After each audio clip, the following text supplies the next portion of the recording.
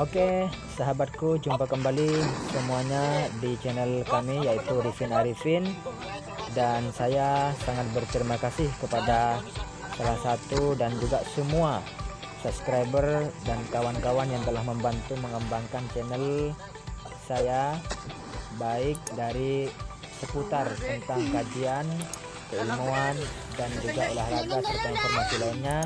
Ayo terus dukung dan mohon untuk bantu subscribe dan bagikan. Semoga ini jadi amal jariah untuk kita semua. Dan untuk video kali ini kami bersama tim salah satu calon ataupun kandidat dari anak dan santri, bagaimana kita bisa menjadi santri yang kreatif dari belajar berenang, belajar salto, serta belajar lompat tinggi terjun. Dan kebetulan untuk saat ini masih tahap dasar dan semuanya masih pemula.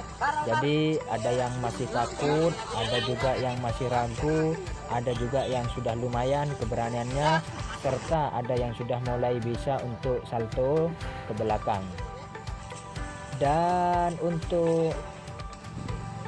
Dan yang paling penting, yang pertama, untuk kita bisa lompat dan salto belakang ataupun depan, yaitu kita harus langkah dan syarat pertama itu adalah keberanian.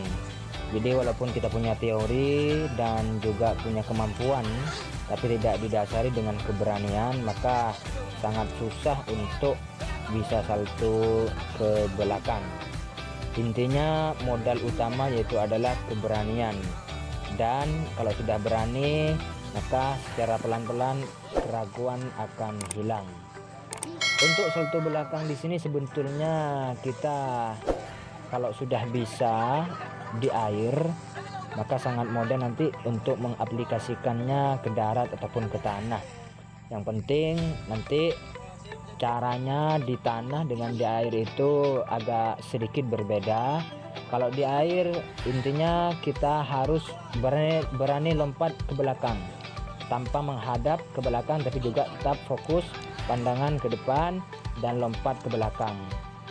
Kemudian nanti lompatnya itu harus kita digenjot, artinya untuk bisa lompat dan menghasilkan lompatan tinggi maka paha kita itu harus digenjot sehingga akan menghasilkan energi yang lebih tinggi dan lebih kuat nanti.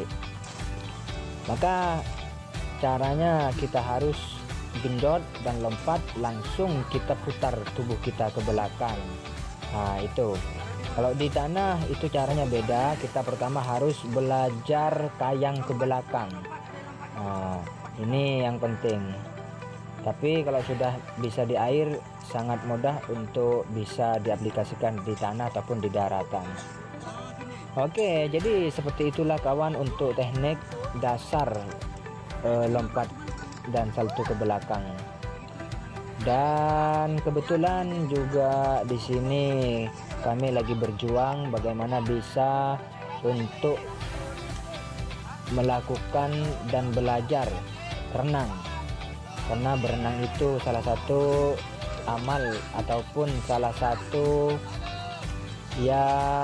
olahraga yang mana itu juga disunahkan, sehingga siapa yang belajar senang akan dapat sehingga siapa yang belajar berenang akan mendapatkan pahala juga di situ. Kemudian kami juga akan melakukan untuk belajar tahan nafas di dalam air, karena itu juga sangat penting bagi atlet ataupun bagi pecinta olahraga, terutama pesilat, di mana nafas itu juga merupakan bagian dari power yang itu harus juga diasah dan dilatih. Jadi kita bisa menggunakan medianya yaitu air, karena dalam air itu kita bisa mengetahui sejauh mana tahan lama untuk kita bisa menentukan kekuatan nafasnya masing-masing. Dengan air sebagai media, untuk kita mengetahui sekuat apapun dan sejauh mana kemampuan tahan kita untuk bertahan dan menahan nafas. Jadi seperti itulah kawan. Jadi tapi sebelum melakukan ya perairan seperti ini, maka saran saya kita harus cek ada survei, terutama survei lokasi dan dari segi keamanan, karena kadang di dalam ya air kayak gitu biasanya juga di samping ada kayu, akar-akar pohon, dan juga mungkin lah ada juga hewan kayak biawak ataupun hewan-hewan lainnya sekiranya itu mengganggu. Maka sebelum melakukan aktivitas latihan seperti itu, alangkah baiknya kita harus survei lapangan, survei lokasi.